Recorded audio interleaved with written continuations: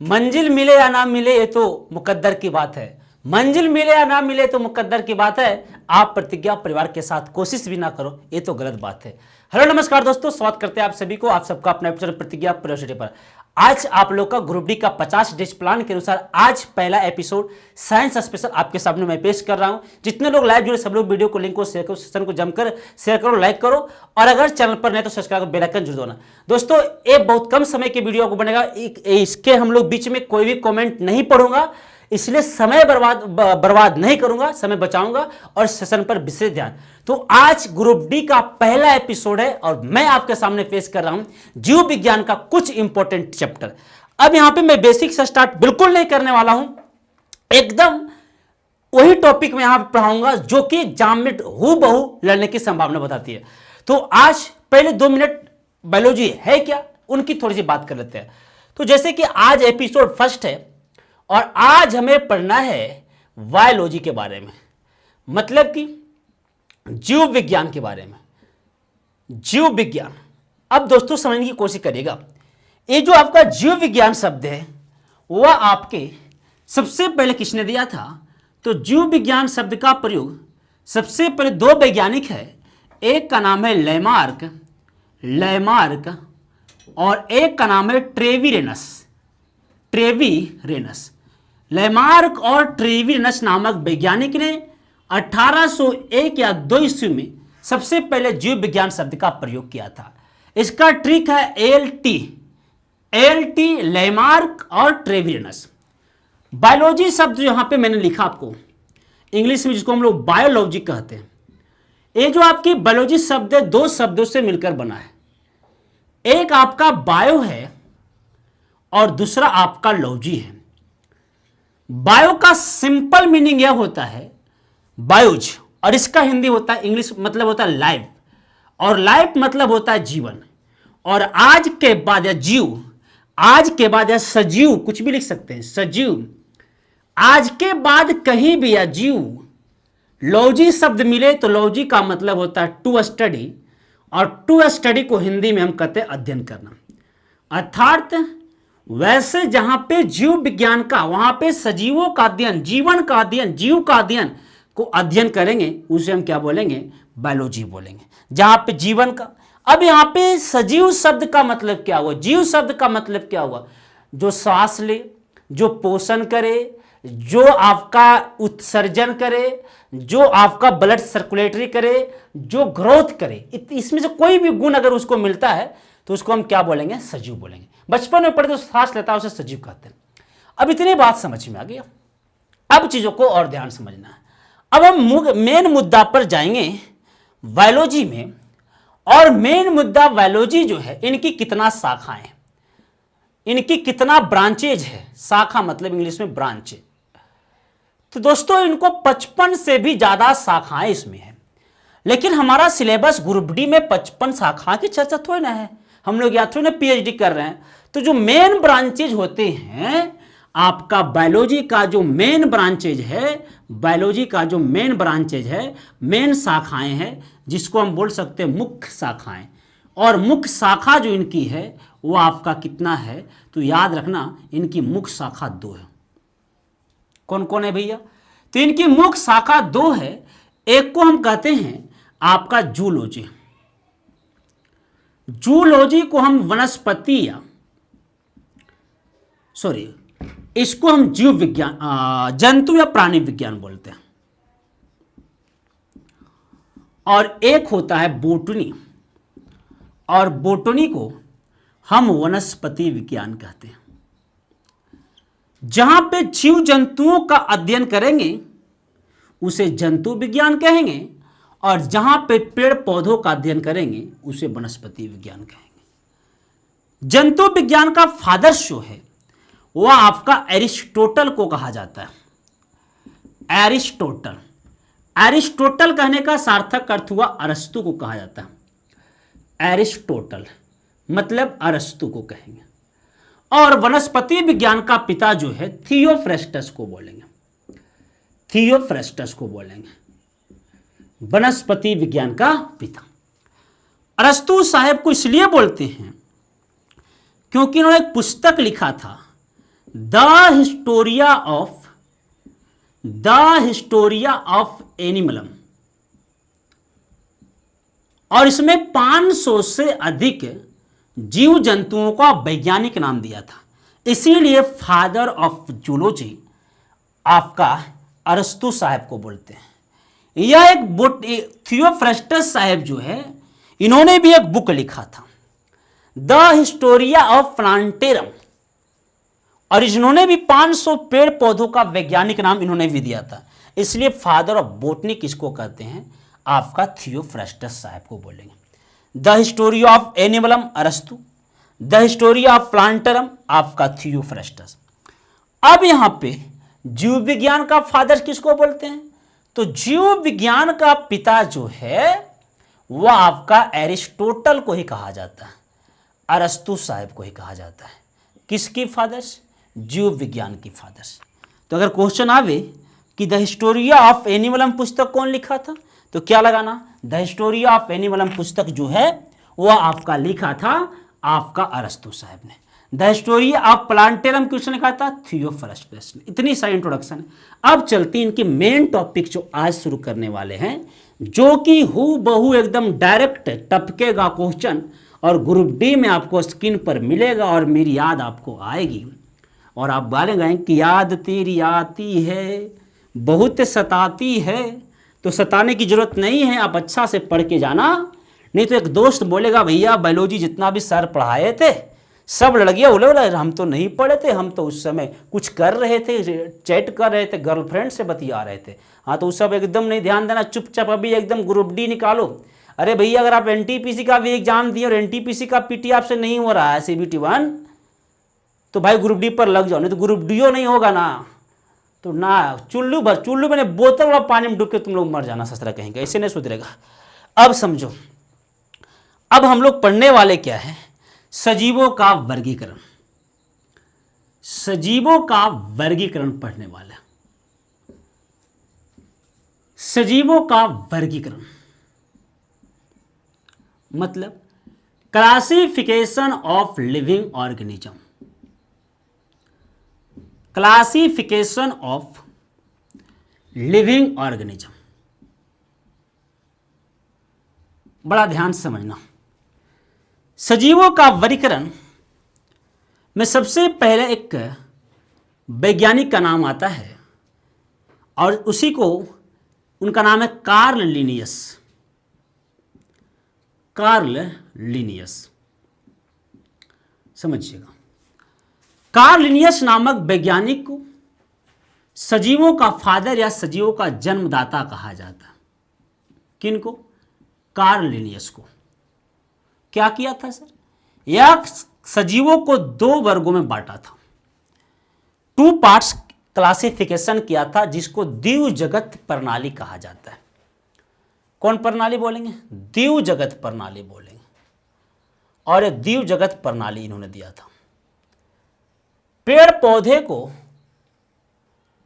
कहा था कि तुम लोग पादप जगत में चल जाओ, और जीव जंतु कहा था तुम लोग जंतु जगत में चल जाओ।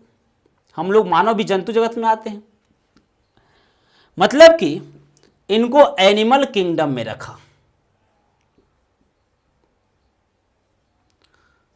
और इनको प्लांट किंगडम बोला। पेड़ पौधे को लिए प्लांट किंगडम और जीव जंतुओं को लिए एनिमल किंगडम। इसीलिए इनको कार्ल लिनियस साहब को इधर लिखते हैं आधुनिक वर्गीकी का पिता कहा जाता। आधुनिक वर्गीकी का पिता किनको बोलेंगे? कार्ल लिनियस को। फादर ऑफ मॉडर्न टैक्सोनॉमी इसको बोलते हैं। Father of modern taxonomy.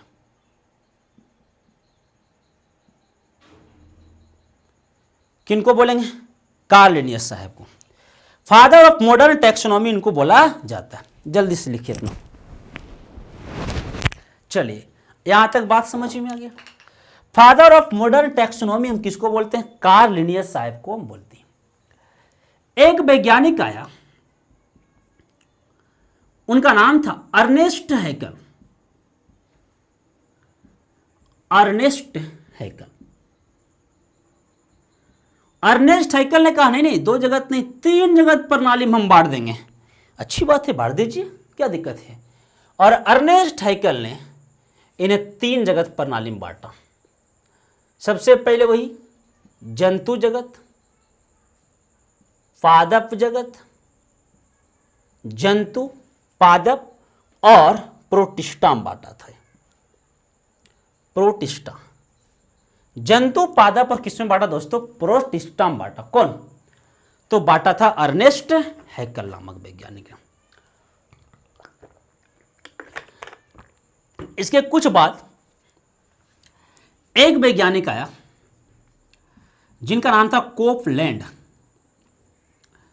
और कोपलैंड ने क्या किया? तीन जगत प्रणाली में बांटा। सॉरी, तीन तो हो ही गया था, चार जगत प्रणाली में इन्होंने क्या बांटा सर? पादप, जंतु, प्रोटिस्टा और एक चौथा बांट दिया कवक। समझ में आ गया? सॉरी, मोनेरा बांट दिया। बहुत गर्मी है भाई, मोनेरा। यहां से क्वेश्चन आया, आराम से बना लीजिएगा। अब है, समझिएगा, अब आया जिनसे एग्जाम में खूब क्वेश्चन पूछता है कि पांच जगत प्रणाली किसने दिया? 5 किंगडम, पांच जगत प्रणाली। और वो थे RH व्हीटेकर। RH व्हीटेकर साहब ने।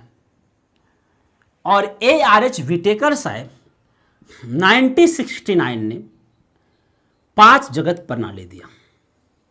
चार होल था, जंतु पादप प्रोटिस्टा मोनेरा। जंतु जगत, पादप जगत,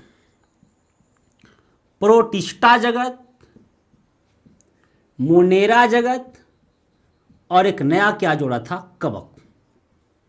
इसको याद करने का एक सिंपल सा ट्रिक है दोस्तों। माप, कप, जंतु। म से आपका हो जाएगा मोनेरा, प से आपका हो जाएगा पादप, क से आपका कवक और प से आपका प्रोटिस्टा और जंतु से आपका हो जाएगा जंतु। क्या ट्रिक बोल दी? माप, कप, जंतु, ये इसका ट्रिक बनेगा। माप, कप, जंतु जो है यही इसका क्या बनता है दोस्तों? ट्रिक बनता है। मोनेरा, पादप, कवक, प्रोटिस्टा और जंतु। RH व्हीटेकर, कब? 1969 की कहानी। कार्ल लिनियस को ही कहा जाता है आधुनिक वर्ग का पिता या सजीवों का पिता और क्या होगा? पिता, फादर ऑफ मॉडर्न टैक्सोनॉमी। अब जो हम लोग क्या करेंगे, अब लोग एक एक करके हम सारी बातें पढ़ने की कोशिश करेंगे। ये तो हम दोनों बात पढ़ लिए ना, जंतु जगत और पादप जगत। आज की क्लास में हम जंतु जगत पढ़ लेते हैं, भी बहुत लंबा चलेगा, और फिर हम लोग पादप जगत पढ़ेंगे। जल्दी से सभी दोस्तों स्क्रीनशॉट ले लो। जो भी अभी तक लाइक नहीं किए, लाइक करो, सेशन को शेयर करो। चैनल पर नए हैं, पहली बार आए तो सब्सक्राइब करके बेल आइकन जरूर दबाना भाई साहब। चलो भाई, इतनी बात समझ में आ गई। चलिए अब हम लोग पढ़ेंगे जंतु जगत के बारे में, कि जंतु जगत का अब हम लोग वर्गीकरण किसे कहेंगे। सबसे पहले कुछ बेसिक बात जो आपकी एक न्यू डालेगी बायोलॉजी में। एक होती है कोशिका, जिसको हम सेल बोलते हैं। सेल मतलब कोशिका। चलो इतनी बात समझ में आ। और इनको हम सेल बोलेंगे, थोड़ा जगह इधर बचना चाहिए। कोशिका क्या होता है सर? जब हम मां की गर्भ में हमारी माता पिता की संयोग से पहली बार जब हमारे अंडाणु शुक्राणु हमारे माता पिता को मिलते हैं, तो पहली बार जब हम तैयार होते हैं वही कोशिका। तो फिर जब चना का निषेचन होता है, चना फूला हुआ चना जब पहली बार निकलता है, तो पहली जो निकला हरा हुआ वही आपका कोशिका हुआ। वैसे वैसे कई मिल जाते हैं तो टिश्यू बनते हैं। एक दो से नहीं, कई मिलेंगे तो इसको हिंदी में उत्तक कहते हैं। और जब कई उत्तक आपस में मिलेंगे तो ऑर्गन बनेंगे, इसको हम लोग अंग बोलेंगे। और जब कई ऑर्गन मिलेंगे तो ऑर्गन सिस्टम बनेंगे, इसे हम अंग तंत्र कहते हैं। और तब जाकर बॉडी का निर्माण होगा और धीरे धीरे हम लोग बन जाते हैं। बहुत काम की चीज़ है, आपका एग्जाम यहाँ बहुत काम देगा इसको समझने। अब हम लोग क्या करने वाले हैं, तो सजीवों का वर्गीकरण करने वाले, क्लासिफिकेशन ऑफ लिविंग ऑर्गेनिज्म की चर्चा हम लोग करने वाले हैं। सजीवों का वर्गीकरण करने वाले, सजीव हो गया, जंतु जगत का वर्गीकरण, क्लासिफिकेशन ऑफ एनिमल किंगडम या टॉक्सोनॉमी ऑफ एनिमल किंगडम, एक ही बात। क्लासिफिकेशन ऑफ एनिमल किंगडम,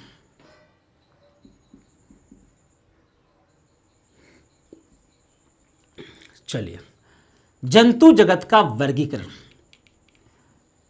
जंतु जगत का वर्गीकरण, चलिए समझ में आ गया। अब इसको दो भागों में बांटें। कितने भागों में बांट दिए हम? दो भागों में। पहला भाग जो है वो बहुत आसान है और बहुत आसान ढंग से हम इसको पढ़ लेंगे। इसको हम यूनिसेल्युलर बोलेंगे, मतलब कि एक कोशिकीय और एक होता है मल्टीसेल्युलर, इसे हम बहुकोशिकीय बोलते हैं।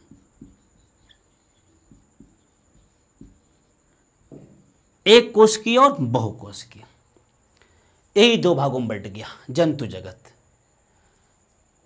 जो एक ही प्रकार के कोशिका से मिलकर बना होता और उसे एक कोशिकीय, और जो बहुत सारे कोशिका से मिलकर बना होता है उसे बहुकोशिकीय। अब हम लोग के मुख्य रूप से यहां क्वेश्चन कैसा पढ़ना है, संघ के बारे में। हम लोग किस संघ में आते हैं, उसको इंग्लिश में फाइलम कहते हैं। तो एक कोशिकीय से एक ही संघ बन के आता है, जिनका नाम है प्रोटोजोआ संघ। प्रोटोजोआ संघ, प्रोटोजोआ संघ को हम लोग फाइलम बोलते हैं। प्रोटोजोआ संघ, यहां से एक कोशिकीय में मात्र एक ही संघ है भैया, क्या नाम है? प्रोटोजोआ संघ, जिसको हम लोग बोलते हैं। समझ में? अब यहां पे एक संघ में एक ही कोशिका है, प्रोटोजोआ संघ। और अगला बहुकोशिकीय में आता है मेटाजोआ। मेटाजोआ संघ, प्रोटोजोआ संघ, मेटाजोआ संघ, इनको मेटाजोआ ही कहते हैं। मेटाजोआ फाइलम, इतनी बात समझ में? प्रोटोजोआ और क्या होगा? मेटाजोआ होगा। इसमें सिर्फ के सिर्फ प्रोटोजोआ पढ़ना है, लेकिन मेटाजोआ में कई संघ आते हैं, इसमें बहुत सारे संघ आते हैं। अब यहां पे बहुत सारे संघ आते हैं तो एक एक करके पढ़ेंगे। मेटाजोआ संघ को भी दो भागों में बांट के पढ़ा जाता है। किनको? मेटाजोआ संघ को। अब कैसे कैसे समझेंगे, बड़ा ध्यान से चीजों को समझने की हम क्या करते हैं, कोशिश करते हैं। एक होता है, एक हम लोग इसको दो भागों में बांट देंगे। मेटाजोआ संघ जो बहुकोशिकीय आएगा वो कितने भागों में बटेगा? दो भागों में। एक का नाम है अकेशुरुकीय, अकेशुरुकीय। अब सिंपल सी बात समझना, अब समझना दोस्तों, अकेशुरुकीय जो भी लिखा हुआ समझ लो, काम चल जाएगा। अकेशुरुकीय, अब यहां पे अकेशुरुकीय होता है और एक होता है कशेरुकीय। कशेरुकीय, तो एक आपका अकेशुरुकीय होगा और एक होगा कशेरुकीय। अकेशुरुकीय उसमें कहेंगे, उसको कहेंगे जिसमें रीढ़ की हड्डियां नहीं पाई जाती। जो बैकबोन होता है पिछले साइड में ना, हम लोग में बैकबोन है, वह इसमें नहीं पाया जाएगा। रीढ़ की हड्डी नहीं पाया जाएगा। और कशेरुकी उसको कहेंगे जिसमें रीढ़ की हड्डियां पाया जाता, रीढ़ की हड्डियां इसमें पाया जाता। उसमें पूछ भी होते, इसमें पूछ भी नहीं होते। अकेशुरुकीय जो आपका इसमें जो फाइलम आते हैं, बहुत सारे फाइलम आते हैं। अब इतने सारे फाइलम जो है कैसे याद रहेगा? कशेरुकीय में एक फाइलम आता है कार्डेटा फाइलम, कार्डेटा, कार्डेटा संघ इसमें आता है और बाकी इसमें आता है। टोटल मिलाकर 9-10 फाइलम मुख्यतः हम लोग पढ़ना रहता है। अब यहां कार्डेटा आ गया।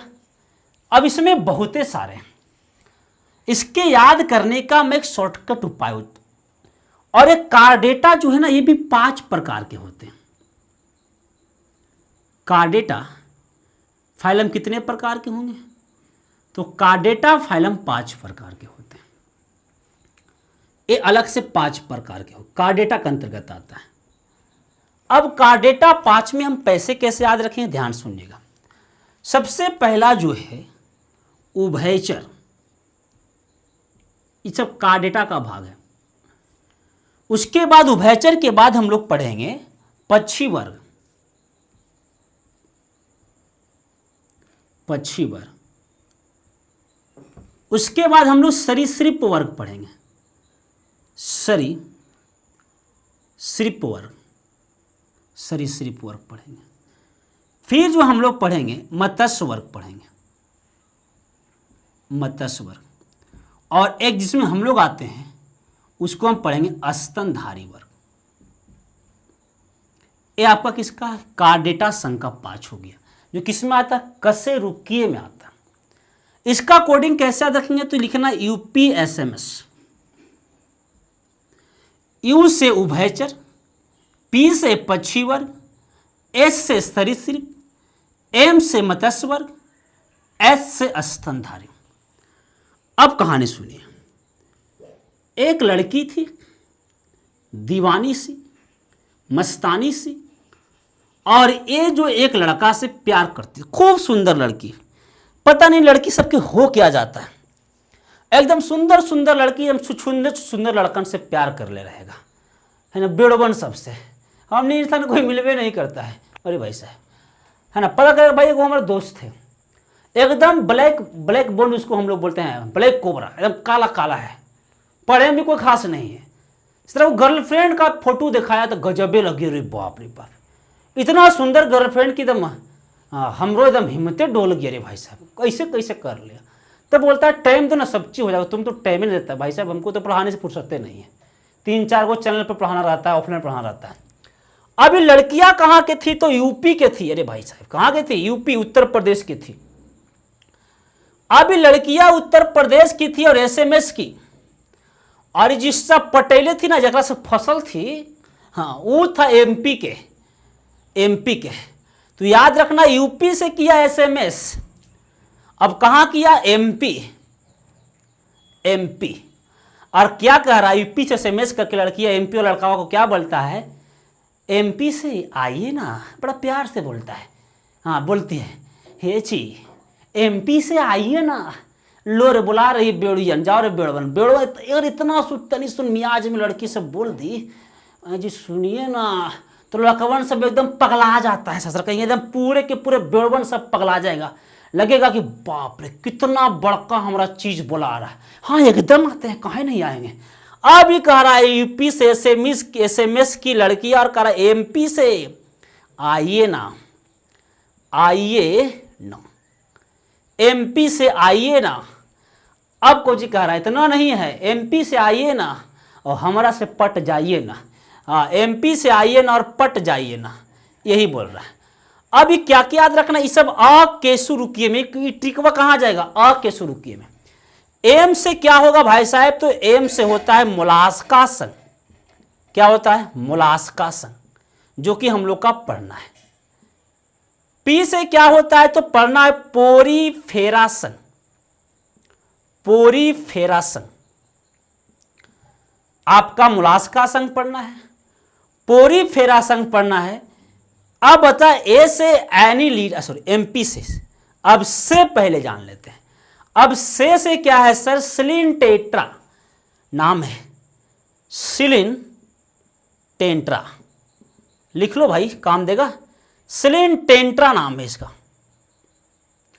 आ से क्या है भैया, तो आ से याद रखना आर्थ्रोपोडा, आर्थ्रोपोडा।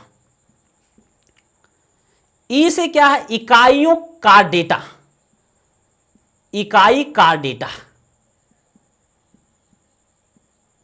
इकाई का डेटा, समझ में आया। इसे क्या होगा, इकाई का डेटा।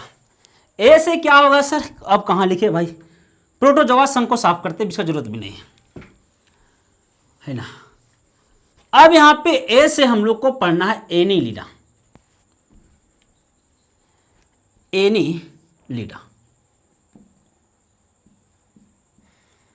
अब क्या बचा, ना से नीमोटेडा पढ़ना है, नीमोटेडा, नीमो या नीमेटोडा। अब बच गया प, यहां लिख रहे हैं प्लेंटीहेल्मिंथिज, पट से हो जाएगा प्लेंटीहेल्मिंथिज, प्लेंटीहेल्मिंथिज।